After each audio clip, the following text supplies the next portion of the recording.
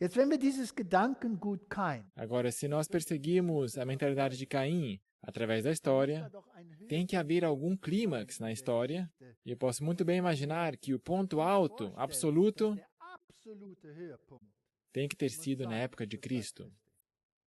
Porque aqui Satanás, pela primeira vez durante seu domínio, teve a oportunidade Die Gelegenheit, de atacar o Filho de Deus diretamente direkt anzugreifen com o seu mit seinem sistema. System. Então, Also, se wenn nós wir queremos entender die os Gedanken pensamentos verstehen wollen oder wie e como pensam os descendentes de Caim até o bis fim do zum Ende tempo, der Zeit, e como wie eles sie agem denken e o und que wie sie farão, handeln und was sie tun werden, então o tempo de Cristo é o melhor tempo para ser analisado e enxergar aí as nuances. zu studieren. E, naturalmente, Die a Gedanken mente ou oder a das mentalidade Denken de des Herodes Todes ist die é a maturidade absoluta de todo esse processo. von diesem ganzen Prozess. Also, Então, wie hat como que Herodes pensava gedacht? Herodes? O Was que hat fez Herodes gemacht, para um confirmar seine o seu Herrschaft zu poderio? bestätigen? Wie Como que ele hat reinou? regiert? Und was Quais war foram sein seus Gedankengut? pensamentos? Denn das Porque war esse foi aquele que derjenige, Satanás der usou Satan diretamente direkt gebrauchte, para um atacar o Gottes Filho de Deus. anzugreifen. Also Ou diese seja, essa Geschichte história é ist fascinante. Em Erstens primeiro war lugar, natürlich foi Herodes Herodes der o Große, Grande, der lebte que zur viveu Zeit, por als ocasião do Christus nascimento de geboren Cristo. wurde. Wir wussten Nós sabemos o nicht, que ele was gemacht fez, hat. Aber mas quais was foram as waren seine suas Eigenschaften? propriedades? Die Geschichte A história lehrt nos uns, conta que ele wurde foi descrito beschrieben como als um ein insano, Wahnsinniger, der seine que assassinou eigene sua própria Familie família und e sehr muitos viele rabis. Rabbis ermordete. Also Ou war seja, ele era gegen contra o povo de Gottes Deus, Volk. Und die guten aqueles que Rabbis, ainda eram fiéis a Deus. diejenigen, die noch zu Esse Gott eles, em grande er medida, hat das zum destruiu. großen Teil vernichtet. Also zur Zeit No tempo de Christi, Cristo, als quando ele Christus nasceu, geboren wurde, da ele já hatte tinha schon aniquilado os die melhores Besten entre o povo de Deus. unter dem Volk Gottes ausgerottet. Und was E o que übrig sobrou blieb, war foram nur só das, aqueles was que lhe ihm eram untertan war. submissos. Also hat Ou die seja, Rabbis ele matou os ermordet. rabis Als bösartiges como gênio do Genie mal da der nação judaica, hebräischen Nation. Zu jedem pronto Verbrechen para qualquer bereit crime und seinem para satisfazer sua ambição Ehrgeiz desmedida. befriedigen. War Ele era um instrumento Werkzeug in der na Hand mão de Satans. Satanás. Und E als como o maior großartigster construtor da história da Bauherr nação in judaica, der jüdischen Geschichte. outra Wiederum, vez, Kain Caim hat construiu das uma cidade. Enoch hat Enoque sich morou nas Nimrod cidades. war der Nimrod große foi o Bauherr der grande Städte. construtor das cidades. Aqui temos a mesma coisa, a mesma maneira de proceder. Ele é conhecido por seus edifícios monumentais em toda a Judéia, entre eles a expansão do templo em Jerusalém, ou seja, ele tem uma aparência de piedade. Interessante. Ele constrói o templo herodiano, o porto de Cesareia, a fortaleza de Massada e o Heródio. Detalhes importantes de sua vida se encontram nas obras do historiador romano judaico Joséfo, do primeiro século. O que ele escreve? Ele escreve que a dinastia dos Herodes foi uma dinastia judaica, de origem idumeia, edomita. Fascinante. Ele era um prosélito, um convertido dos edomitas. Ou seja, ele professava a fé judaica, mas ele não era um judeu. Ela começou com Herodes o Grande, que conseguiu se assentar no trono judaico com o apoio dos romanos e que deu cabo do reino dos Asmoneus, que durou mais de 100 anos. O seu reino subsistiu até sua morte, 4 anos antes de Cristo. Nós sabemos que o calendário que temos atualmente não é muito correto e que Jesus nasceu no fim de sua vida aqui. E foi então repartido entre seus 4 filhos, a tetrarquia, que durou aproximadamente 10 anos. A maioria desses reinos, incluindo a Judéia propriamente dita, foi incorporada em 6 depois de Cristo à província de Judéia, apesar de haver um reino herodiano restrito.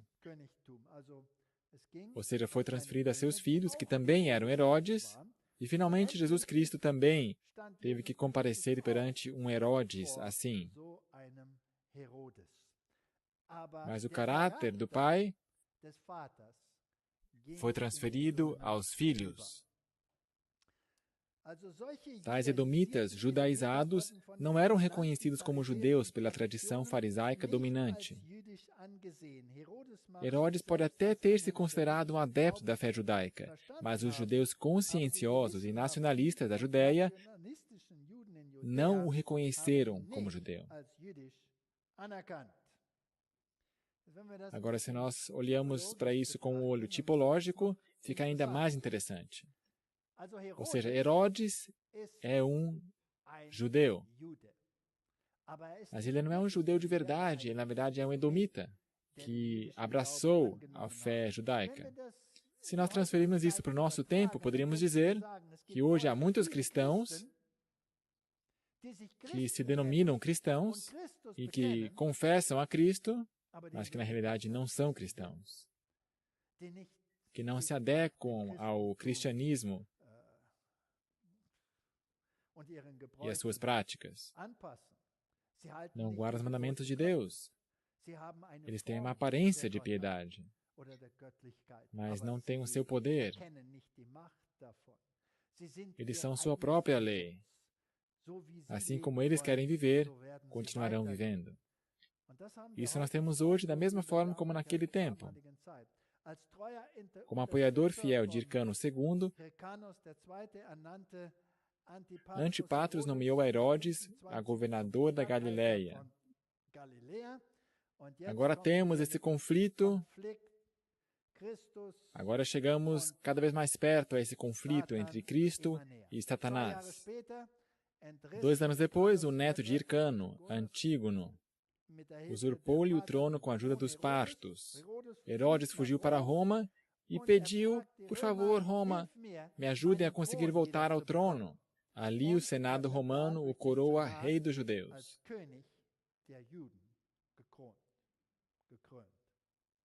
Como governador da Galileia, ele assumiu seu primeiro papel de líder.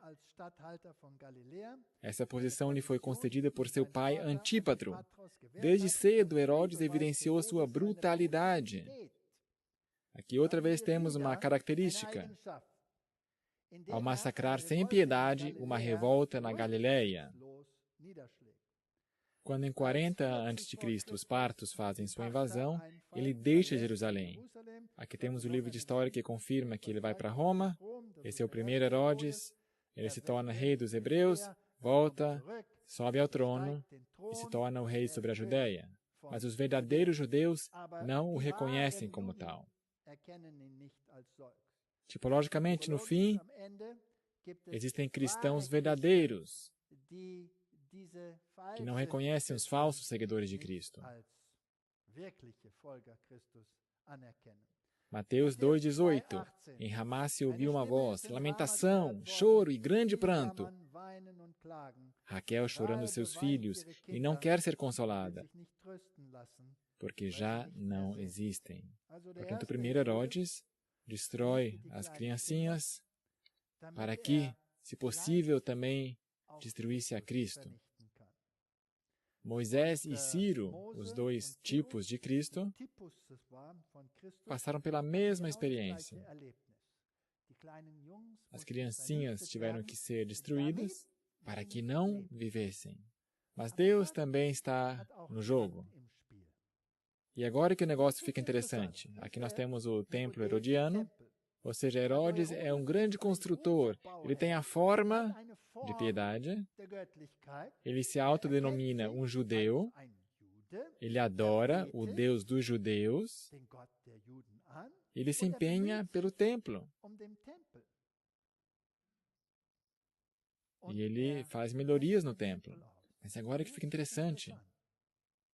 Herodes era da opinião que precisava fixar uma águia romana gigantesca na entrada principal. Aqui uma águia romana gigante na entrada principal do templo. Agora, a quem que esse templo é dedicado? Jeová ou Roma? O templo não é dedicado somente ao Deus dos judeus, mas ele é submetido ao sistema de Roma. E claro, os judeus piedosos consideram isso um sacrilégio. 2 professores e um grupo de alunos da Torá quebraram esse símbolo de paganismo e opressão. Eles vão lá e destroem essa águia romana. E a consequência? Herodes os caçou e os trouxe em cadeias à sua residência em Jericó, onde foram queimados vivos. Herodes então se assegurou que a operação do templo nunca mais fosse interrompida por um incidente assim.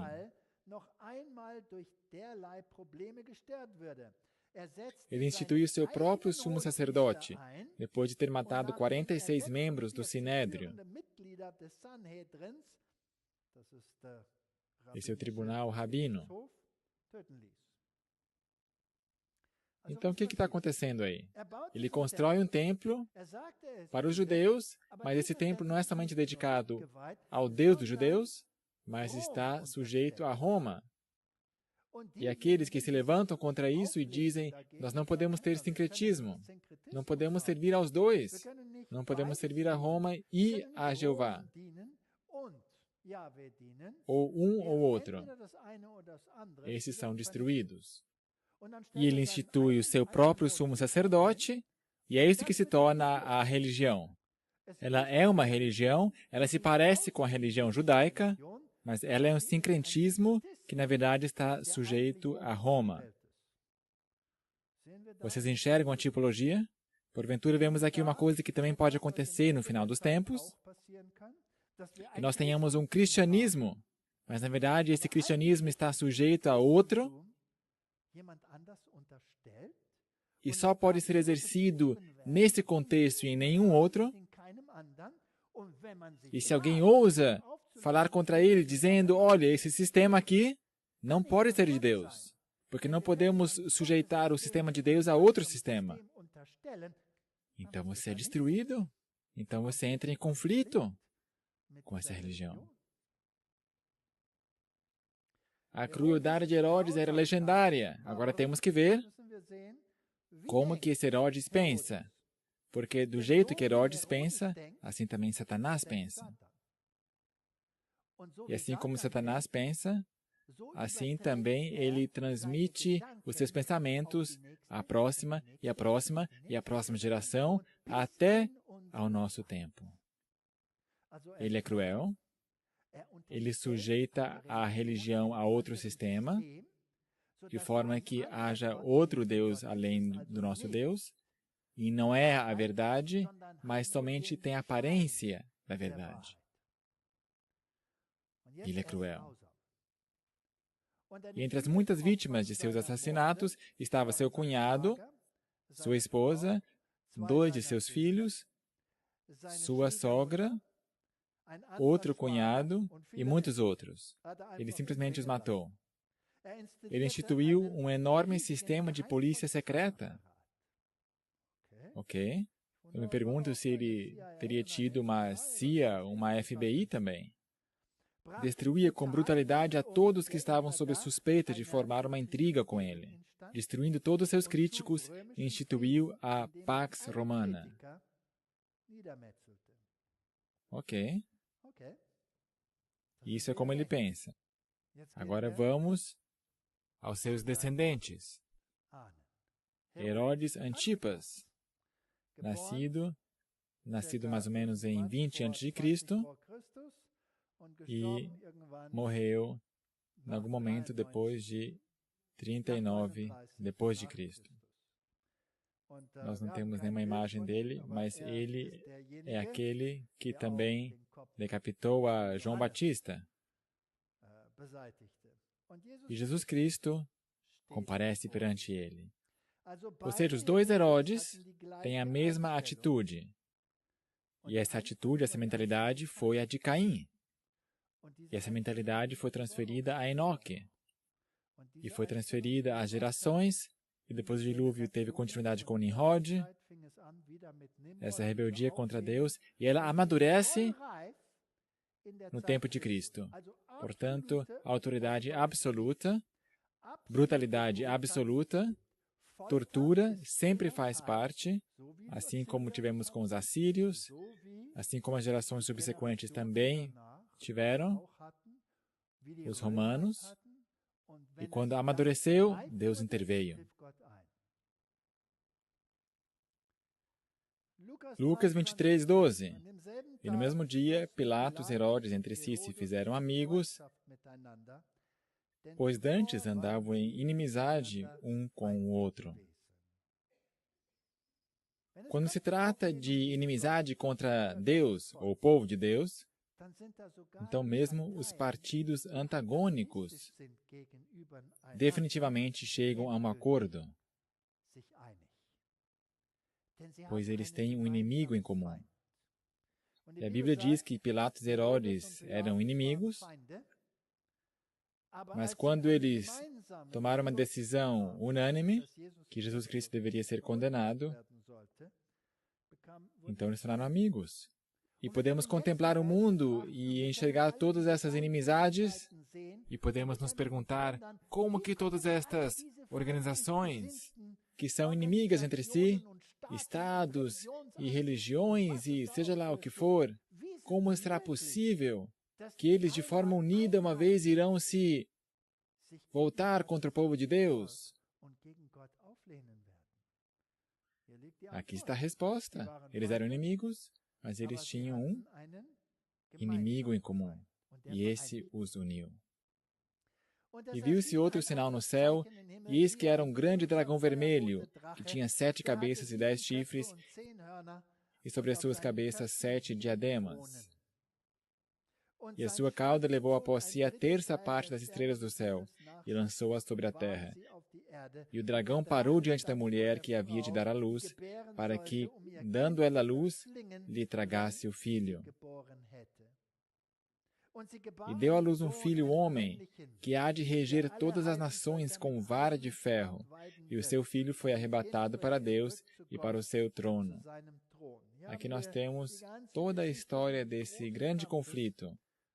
E aqui está o clímax da história. Sim, e na própria contagem do tempo nossa, nós temos antes e depois de Cristo.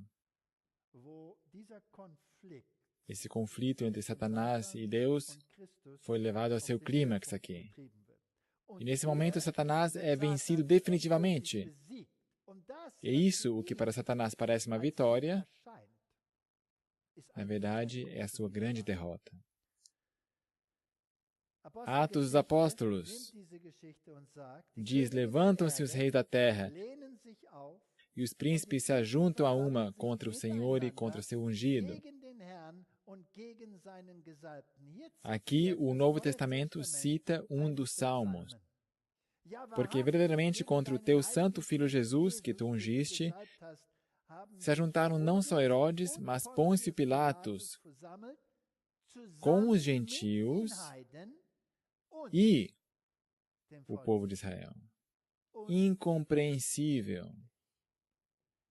Quem que se ajuntou contra o Filho de Deus? Herodes, o governante. Pôncio Pilatos, o representante de Roma. Junto com os gentios, os povos gentios e o povo de Israel.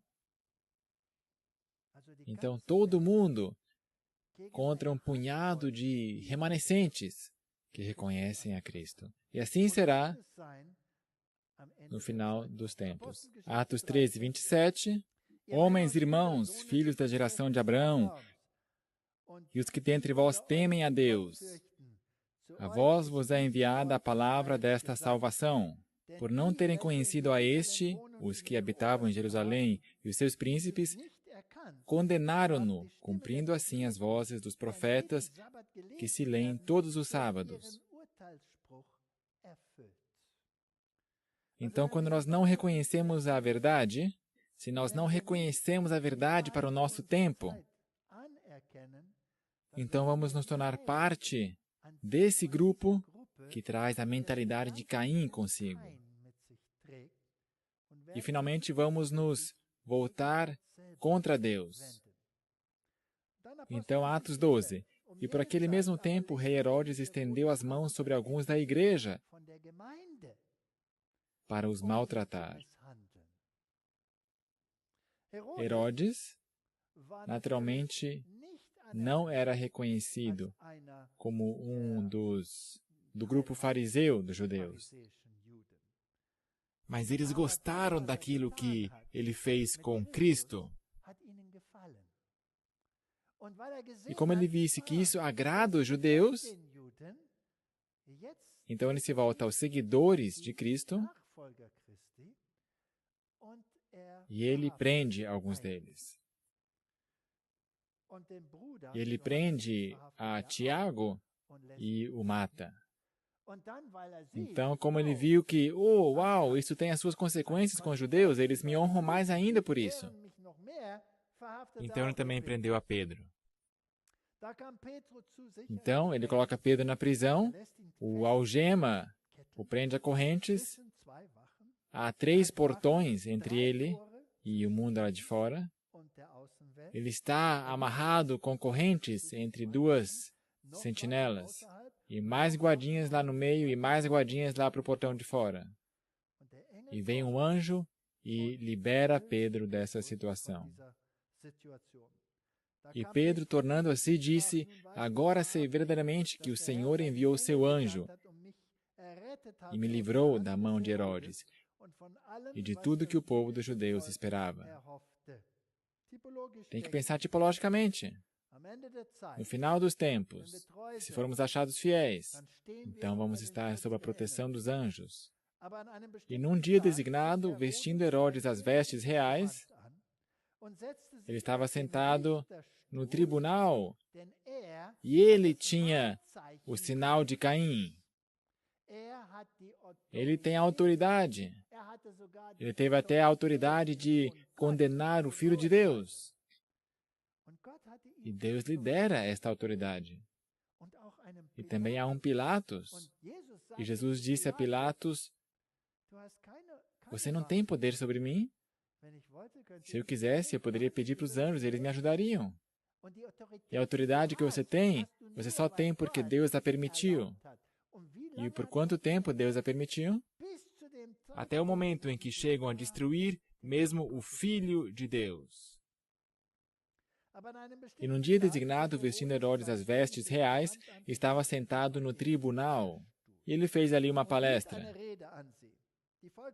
E o povo exclamava, voz de Deus e não de homem. E no mesmo instante feriu o anjo do Senhor, porque não deu glória a Deus, e comido de bichos, expirou. E a palavra de Deus crescia e se multiplicava.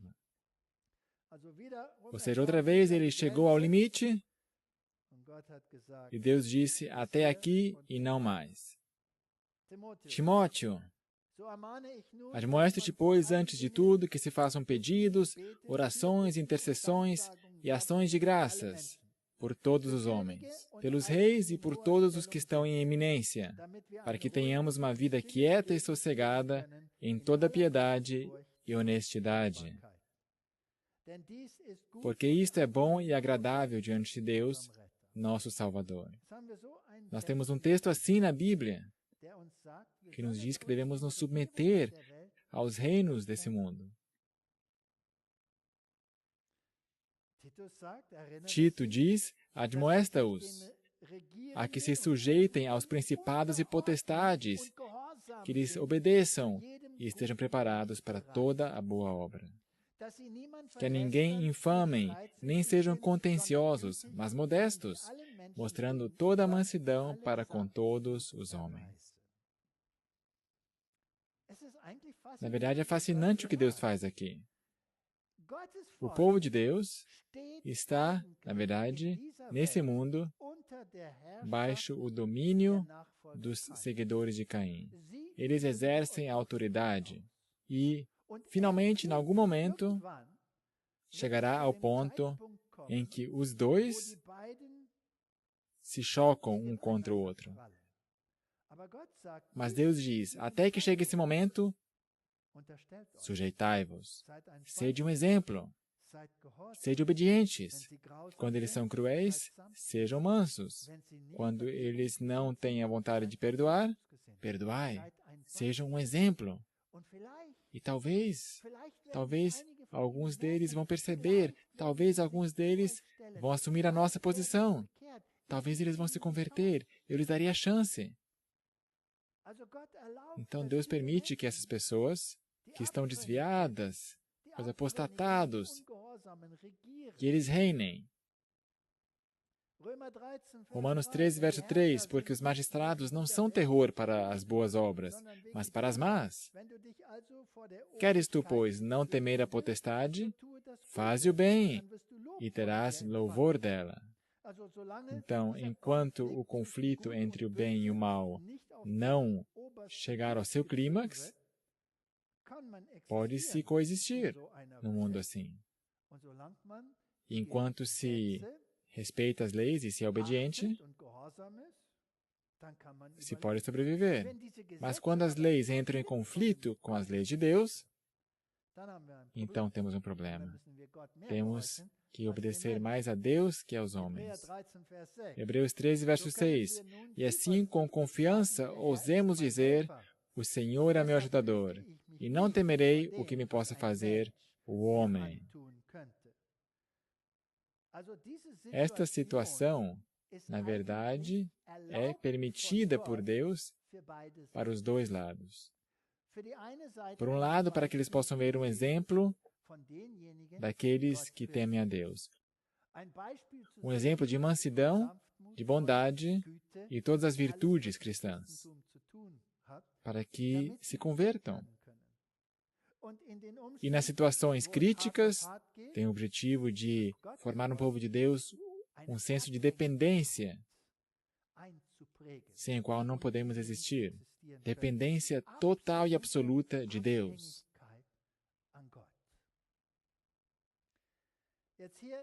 Aqui está um alto relevo no Museu Britânico de Shamash Haddad. E aqui também aparecem alguns símbolos, entre outros, naturalmente. Aqui a cruz que ele leva no seu colar, porque esses símbolos, nós já lemos, são usados nos grêmios secretos para propagar a sua ideologia. Aí também temos a tríplice coroa, que também está sobre a cabeça de Ishtar. E aqui também o símbolo de Anu, que o deus Marduk carregou. Aqui nós temos a rosa cruz, que simboliza três coisas. Isso, de novo, é maçonaria. Aqui está o símbolo para a rosa cruz. A imutabilidade e a bondade de Deus. Esse é um dos pontos com os quais concordamos. A imortalidade da alma. Aqui temos um problema, porque a Bíblia diz que somente Deus tem imortalidade. E a derradeira derrota e aniquilação do mal, da falsidade e sofrimento por um Salvador, o Messias, que virá, se é que ele não já veio. Bem, isso já nos mostra a ideologia deles. Porque nós já sabemos que o bom é chamado de mal e o mal de bom. E, naturalmente, o ensino está de ponta cabeça. Nós temos aqui uma rebeldia contra Deus. Fé em Deus, na humanidade e em si mesmo. Interessante. Esperança, a vitória sobre o mal e o progresso humano. E amor pelo próximo. Portanto, aqui temos uma forma de piedade, mas a substância é negada. A palavra de Deus é virada do avesso. E o eu é exaltado. Aqui temos outra vez, temos a mentalidade de Satanás. Apocalipse 13, verso 2 diz, E a besta que vi era semelhante ao leopardo, e os seus pés como os de urso, e a sua boca como a de leão. E o dragão deu-lhe o seu poder, e o seu trono, e grande poderio. Aqui nós temos outra vez um governante com um poderio enorme, e ele deve governar. Agora, quem que é aquele que aqui governa no fim dos tempos? Os reformadores todos disseram que Apocalipse 13, a besta que emerge da água, é Roma, representa Roma, o sistema papal. E isso tem grande endosso aqui da Bíblia. Agora, é possível que em nosso tempo, esse sistema ideológico, que já começou com Caim, finalmente leve à morte dos filhos de Deus, ou a esse conflito entre Deus e os descendentes do dragão.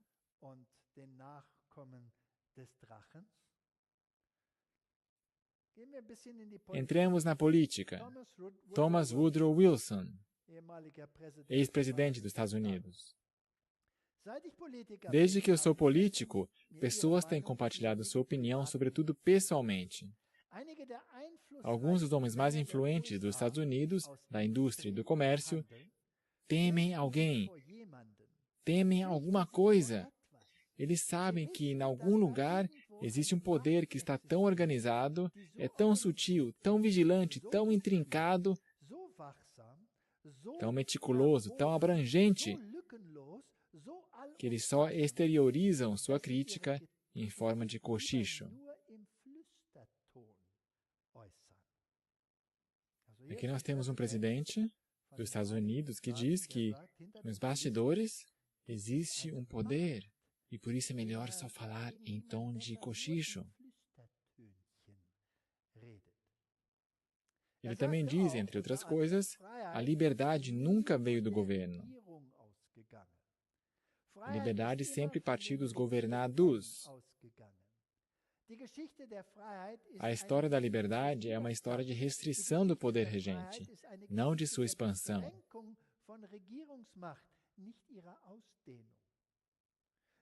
Porque se nós damos poder absoluto a governantes, então definitivamente acabamos em Lameque. E todos os governantes no passado trilharam por esse caminho. E no final, eles se tornaram brutais. Finalmente, eles começaram a torturar pessoas. Então, chegaram ao ponto em que Deus disse, basta, não mais que isso. E se todos os governos no passado foram por esse caminho, quão avançado será que nós não já estamos hoje em dia nesse caminho? Os Cavaleiros de Malta, ou os Templários, e o Papado. Aqui nós temos o comandante dos Cavaleiros de Malta, o Sr. Matthew Festing, ele faz parte da nobreza, e Adolfo Nicolás, um sacerdote espanhol, que é o superintendente dos jesuítas, organizações poderosas no domínio romano. E agora eu quero apelar para o espírito de profecia. No livro Grande Conflito nós lemos: em toda a cristandade, o protestantismo estava ameaçado por temíveis adversários. Passados os primeiros triunfos da Reforma, Roma convocou novas forças, esperando ultimar sua destruição. Nesse tempo, fora criada a Ordem dos Jesuítas, o mais cruel, agora ouça bem, o mais cruel, sem escrúpulos e poderoso de todos os defensores do papado. Separados de laços terrestres e interesses humanos, insensíveis às exigências das afeições naturais, tendo inteiramente silenciadas a razão e a consciência, não conheciam regras, nem restrições, além das da própria ordem. e nenhum outro dever a não ser o de estender o seu poderio. O Evangelho de Cristo havia habilitado seus adeptos a enfrentar o perigo e suportar sem desfalecer o sofrimento pelo frio, fome, labutas e pobreza, a fim de desfraldar a bandeira da verdade em face do instrumento de tortura, do calabouço e da fogueira. Temos nós organizações que se tornam brutais? Sim. Temos aqui organizações que estão dispostas a torturar? Sim. Deu Deus algum basta já? Sim, 1798. Mas apesar disso, continuemos lendo. Para combater estas forças, o jesuitismo inspirou seus seguidores com um fanatismo que os habilitava a suportar semelhantes perigos e opor ao poder da verdade todas as armas do engano.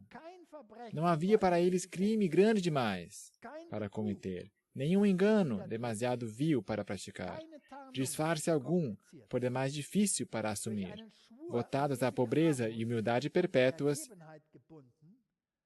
era seu estudado objetivo conseguir riqueza e poder para se dedicarem à subversão do protestantismo e restabelecimento da supremacia papal.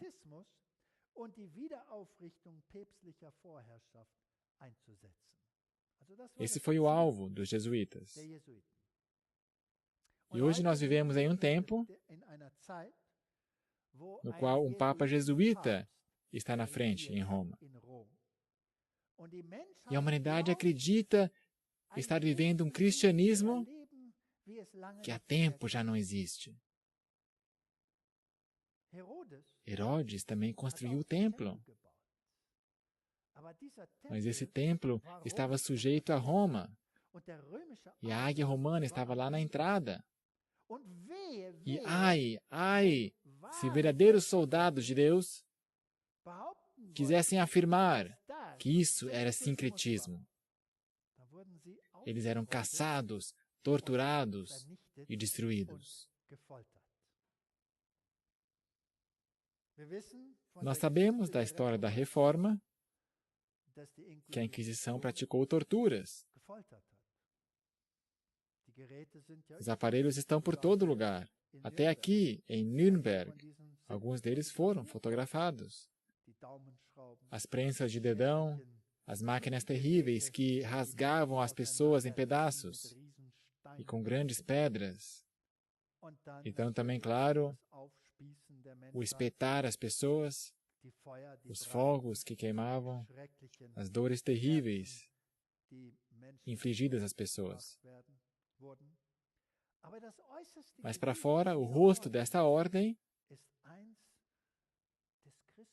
é o cristianismo, e a bondade, e a misericórdia. Adolfo Nicolás, o general atual dos jesuítas, e agora um papa jesuíta. E o interessante é que, pela primeira vez na história, nós temos 2 papas e temos 2 generais da ordem dos jesuítas. Isso nunca aconteceu. É sem precedentes. E, no dia 13 de 3 de 2013, o formato de data exibido pelo Vaticano, às 7h06 da tarde, no horário local, que também produz a soma 13. E no ocultismo, é um fato que a numerologia é muito importante. Se nós consideramos todos esses números aqui, é fascinante. Se tem algum significado, isso é de menos importância, mas só digo que é fascinante. Soma aí os dígitos de 13 do 3 de 2013. 1 mais 3 mais 3 mais 2 mais 0 mais 1 mais 3, total de 13.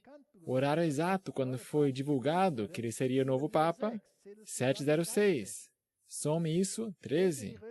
Foi aí que a Igreja Católica divulgou o seu novo Papa. E, naturalmente, podemos dar continuidade. Se nós estudamos um pouco as viagens desse Papa, quando que o helicóptero o apanha, quanto tempo ele viaja, aonde ele estará, em que momento, que horas que ele pousa, 13 horas. Sempre está aí o número 13 integrado. Fascinante. Se tem algum significado, quem sabe? Talvez é só uma conspiração. Então, os jesuítas e o Papa, no tempo de hoje. Quem que é o herdeiro? Ou quem que são os herdeiros do sinal do poder? Quem que tem um sinal do poder? A praxe prescreve que o novo pontífice de Roma se encontre com os jesuítas. Esse Papa também o fez, ou seja, os jesuítas Saúdam os jesuítas. Dois jesuítas, na posição mais superior de poder da Igreja Católica. Adolfo Nicolás, o general dos jesuítas, e Jorge Mário Bergoglio, o Papa. Papa Francisco, exemplo cristão em contraste com os rudes. Quem diria, dizem as páginas da internet, que seu sucessor seria um Francisco dos fins do mundo, um jesuíta, um dos candidatos do conclave, e assim por diante. Não, a grande surpresa em Francisco é que ele é tão cristão. Ele vive a fé. Tantos prelados se contentam em falar sobre ela. Ele evitou a pompa de seu cargo e tinha uma vida simples em Buenos Aires. Aqui ele é exibido como o exemplo, o modelo para o cristianismo. Ele beija as crianças. Ele anda num carro pequeno. E assim por diante. Mas quando nós olhamos um pouco mais de perto, me parece que ele ainda está com a calça preta debaixo de seu vestido.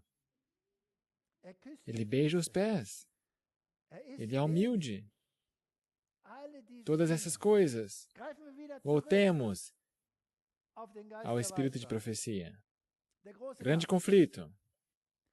Quando apareciam como membros de sua ordem, ostentavam santidade, visitando prisões e hospitais, cuidando dos doentes e pobres, professando haver renunciado ao mundo e levando o nome sagrado de Jesus, que andou fazendo o bem.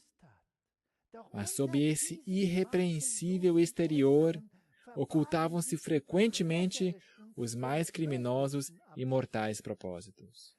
Era princípio fundamental da ordem que os fins justificam os meios.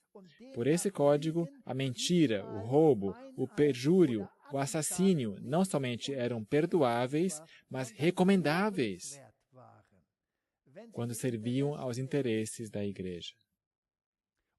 Sob vários disfarces, os jesuítas abriam caminho aos cargos do governo, subindo até conselheiros dos reis e moldando a política das nações. Tornavam-se servos para agirem como espias dos seus senhores.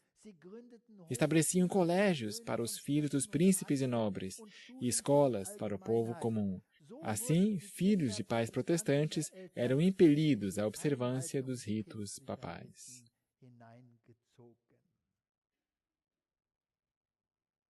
Será que Caim melhorou com o passar do tempo? Ou será que foi de mal a pior? O que a história nos ensina? Os assírios, será que eles todos se converteram? Um rei se converteu em Nínive, então valeu a pena ir lá e pregar o Evangelho. Mas não durou muito. Eles estavam outra vez pior que antes. Os romanos, será que eles melhoraram? Ou será que eles crucificaram o Filho de Deus? O Herodes, será que esse melhorou? Ou ele piorou e piorou cada vez mais? E assim fazemos a mesma pergunta hoje. Será que esse poder que tem em sua mão o sinal dessa autoridade está se tornando melhor? Ou será que é nada mais que uma aparência? Duas espadas. O ensino da Idade Média entre a relação entre Igreja e Estado. O Papa Bonifácio VIII, que reinou entre 1294 e 1303, explicou o seguinte: as afirmações dos evangelhos nos ensinam que estão em posse de duas espadas, a saber, a espiritual e a temporal. Porém, esta é para a Igreja, aquela para ser manuseada pela Igreja. Esta, na mão do sacerdote, aquela na mão de reis e soldados, mas pela aprovação e tolerância do sacerdote.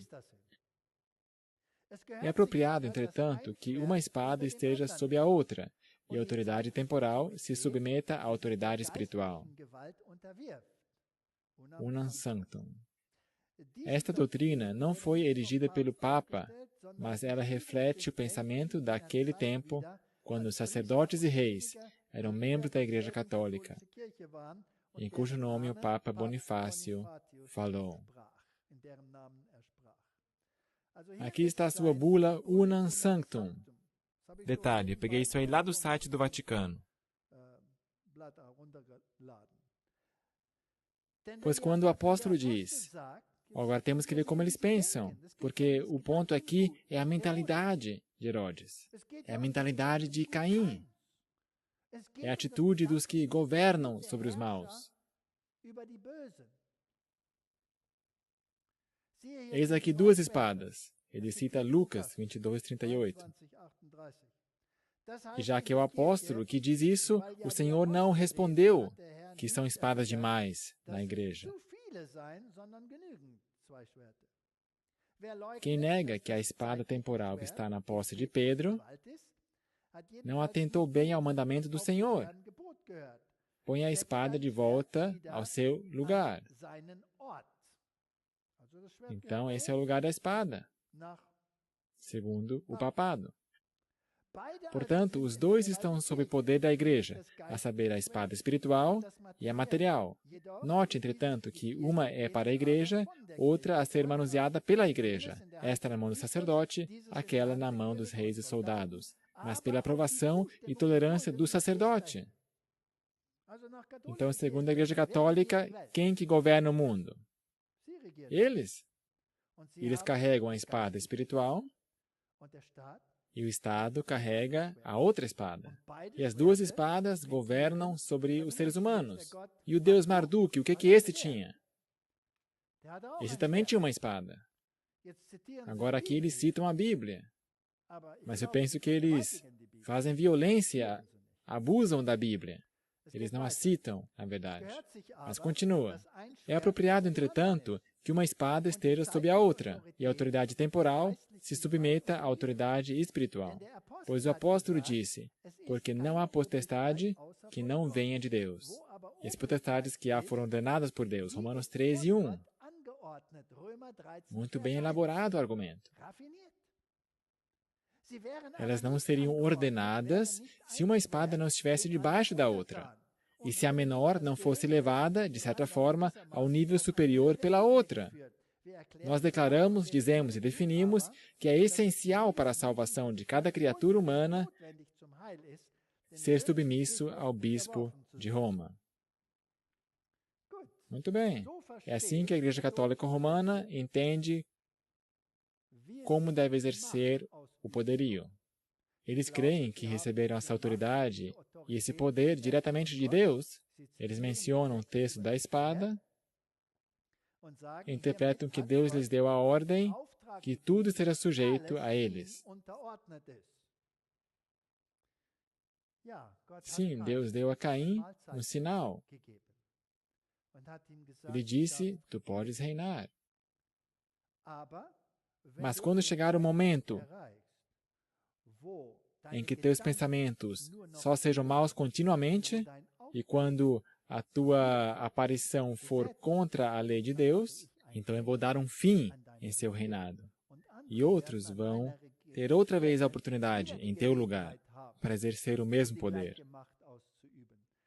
Então, desde o começo até o fim, Deus o permite. Deus até diz a seus filhos, submetei-vos ao sistema. Mas Ele nunca diz aos filhos de Deus, misturai-vos com esse sistema. Ele diz, separai-vos desse sistema e apegai-vos a Deus. Agora vamos ver o que realmente está escrito. Leiamos o texto. E disse-lhes, Lucas 22, quando vos mandei sem bolsa, sem alforge ou alparcas, faltou-vos porventura alguma coisa? Eles responderam, nada. Como é que Deus os enviara? Me ajudem aqui. Quando vos mandei sem bolsa, alforge ou alparcas, faltou-vos porventura alguma coisa? Eles responderam, nada. Disse-lhes, pois, mas agora, aquele que tiver bolsa, tome-a, como também o alforge, e o que não tem espada, venda a sua capa e compre-a. Muito bem. Vamos pegar aqui a ajuda do texto em inglês, que talvez explica melhor este verso. Porque aqui a referência pode ser aquele que não tem bolsa, aquele que não tem alforge, que vende a sua capa. O texto em inglês diz, Then said he unto them, então disse-lhes, But now he that has a purse, mas agora, aquele que tem bolsa, let him take it, tome-a, and likewise his crib, o alforge, a sua bolsa. And him that has no sword, let him sell his garment, and buy one. Porquanto vos digo, que importa que em mim se cumpra aquilo que está escrito, e com os malfeitores foi contado. Porque o que está escrito de mim terá cumprimento. Eles disseram, esses são os discípulos, Senhor, eis aqui 2 espadas. E ele lhes disse, basta. O Papa, ou Papado, toma esse texto e diz que Jesus disse que as 2 espadas são suficientes para aquilo que eu pretendo fazer. É justo o contrário. Justo o contrário, diz esse texto. Vamos ler outra vez, com cuidado. Verso 35. Quando vos mandei sem bolsa, alforge ou alparcas, o que faltou a vocês? Nada. Ou seja, o povo de Deus é enviado como ao mundo? Sem bolsa, sem alforge e sem calçados. Eu penso que não se trata aqui de calçados literais, porque eu penso que todos ali tinham calçados nos pés quando saíram. Eles não estavam literalmente descalços. Mas o pensamento por trás disso é dependência em sua totalidade de Deus. É assim que Deus envia o seu povo ao mundo. E agora, o contraste. Disse-lhes, pois, mas agora, aquele que tiver bolsa, tome-o como também um alforge, e o que não tem espada, venda a sua capa e compre-a. Ou seja, quem é esse grupo? O que tem uma bolsa, o que tem um alforge, mas ainda não tem espada. Se quiser ter espada, venda a sua capa. O que representa uma capa, um vestido, na Bíblia, tipologicamente falando? Caráter, justiça. Então, se eu quero ter uma espada, se eu quero governar, se eu quero me exaltar perante outros, por eu ter uma bolsa, por eu fazer parte do mundo, por eu ter um alforge, por eu ser independente, então venda a sua capa. Venda a sua justiça e tome a espada. E o que acontece? Quando a humanidade chega ao ponto em que tem a espada na mão, e chega o momento em que se rebele contra Deus. O próximo verso. Porquanto vos digo que importa que em mim se cumpra aquilo que está escrito, e com os malfeitores foi contado. Quem que o considerou como malfeitor?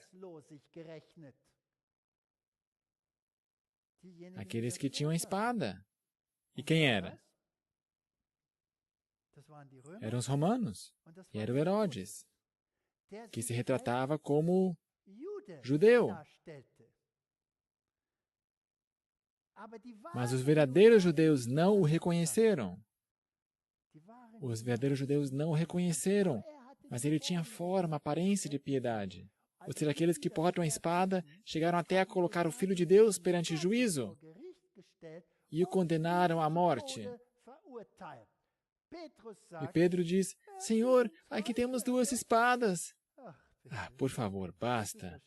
Você não entende, o Senhor lhe diz. Ou seja, nós não temos que ter essa espada. Só há uma espada que podemos ter em mãos. Se trata de uma espada simbólica, não uma espada de domínio, mas a espada do Evangelho. Tomás de Aquino, no direito de Deus, o Papa tem poder espiritual e temporal como o maior rei da terra. Ele porta a espada. E o que Herodes e Pilatos tinham na época de Jesus, o representante atual de Caim tem em suas mãos. Ele tem esse poder. Ele é o rei do mundo. Kaufmann, Romanismo como um poder mundial, escreve: como cabeça do governo papal, o Papa de Roma reivindica superioridade e domínio absolutos sobre todos os reinos da terra. Todos. E nós vamos ver até que ponto isso chega. O direito de destituir reis é parte da soberania mais alta que os papas exercem como vice-regentes de Cristo sobre todas as nações cristãs. Cardeal Henry Manning. Ou seja, esse poder diz hoje que eles têm o direito de portar as 2 espadas que Deus permitiu no tempo de Caim. Também na era esotérica, até o nosso tempo.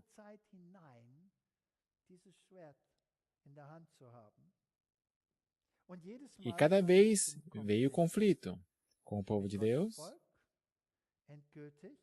e, no fim das contas, com o próprio Cristo. E nós estamos agora a caminho do último conflito. E se nós não compreendemos a história, se nós não entendemos a mentalidade, o pensar de Caim, então também não compreenderemos os eventos finais. Na próxima palestra, nós vamos dar uma olhada exatamente como são as relações e como esta organização, este poder de Anu e Marduk irão usar esta marca do poder para se voltar definitivamente contra Cristo e o seu povo. Então, como Caim, se fosse possível, matar o Abel antitípico. Que Deus nos abençoe a estudarmos esses temas. Muito obrigado.